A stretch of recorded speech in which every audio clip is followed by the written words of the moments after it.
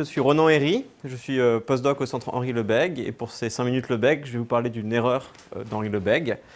Donc je vais vous rappeler un peu le contexte qui a conduit à cette erreur, comment est-ce que les gens l'ont corrigée et comment sa correction a conduit à des résultats très fructueux en mathématiques qu'on utilise encore beaucoup aujourd'hui, en tout cas dans mon domaine de recherche, les probabilités, mais je pense dans beaucoup d'autres. Donc je commence par rappeler quelques éléments de la biographie de Lebègue. Il a soutenu sa thèse en 1902 sous la direction de Borel et il a été nommé dans la foulée maître de conf ici à Rennes. Essentiellement dans sa thèse, il a inventé la théorie de la mesure et de l'intégration, ce qui est pas mal pour une thèse. Et à cette époque, dans la lignée de beaucoup de grands mathématiciens tels que Baire, Borel, Weierstrass et beaucoup d'autres, il s'intéressait à comprendre à quel point les fonctions pouvaient être mauvaises, et il s'intéressait en particulier à des fonctions qu'il appelait représentables analytiquement. Et ça veut dire on prend des fonctions dans une classe simple et on leur applique certaines transformations naturelles. Donc pour Borel, c'était addition, multiplication et passage à la limite. Et il se demandait, voilà, si j'effectue ces opérations un certain nombre de fois, quelle fonction est-ce que je peux obtenir? Il les appelle les fonctions représentables analytiquement. Il se demandait, est-ce que toutes les fonctions sont représentables analytiquement? Donc la réponse qu'a donnée Henri Lebègue, c'est non, ce qui est vrai. Par contre, au cours de cette preuve, il donne un lemme, qu'on peut appeler lemme de projection mesurable, donc que j'ai écrit ici. Il se prend un ensemble dans R2 qui est mesurable au sens de Lebègue. Et ce que ça dit, c'est que la projection sur la première coordonnée de E, donc petit e, c'est aussi un ensemble Borel mesurable. Et donc je vous donne la preuve fausse de Lebègue parce qu'elle tient en quelques lignes. Je l'ai pris de son traité, enfin de son article. Donc il dit cela est évident si grand E est un intervalle. Donc dans ce cas-là, ça veut dire un produit d'intervalle. Dans ce cas-là, petit e est aussi un intervalle. Bon, ça c'est évident. Et ensuite, tout ensemble mesurable au sens de Lebègue se déduit d'intervalle par l'application de deux opérations, donc qu'il appelle 1 et 2. Et 1 aujourd'hui, c'est ce qu'on appellerait union quelconque d'ensemble. Et 2', c'est ce qu'on appellerait intersection décroissante, intersection dénombrable d'ensemble décroissant. Et il dit, ces opérations sont stables par projection, donc voilà, le lemme est établi. Donc je vous laisse jusqu'à la fin de l'exposé pour trouver où est l'erreur.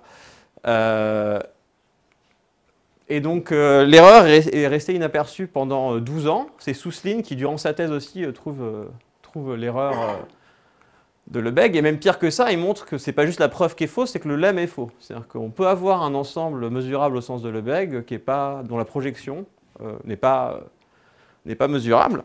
Ce qui est bien embêtant parce que c'est un lemme qui est très utile.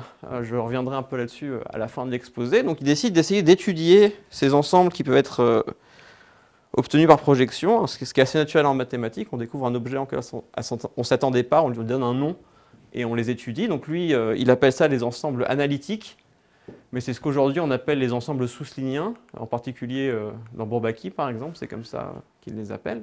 Et étudier ces ensembles, ça a été une théorie ça a donné lieu à une théorie très fructueuse, qui est encore, il y a encore plein de questions aujourd'hui, qui s'appelle la théorie descriptive des ensembles. Donc moi je ne connais pas grand-chose sur cette théorie-là, d'un point de vue peut-être ensembliste, mais c'est quelque chose que j'utilise quasiment tous les jours en tant que probabiliste, parce que ça a conduit à des résultats très utiles en proba. Donc je vais en citer quelques-uns. Le résultat de désintégration de la mesure, qui permet de définir de manière correcte ce que c'est qu'une probabilité conditionnelle. Donc si on n'avait pas ça, on n'aurait pas de probabilité conditionnelle, pas de stats, rien du tout.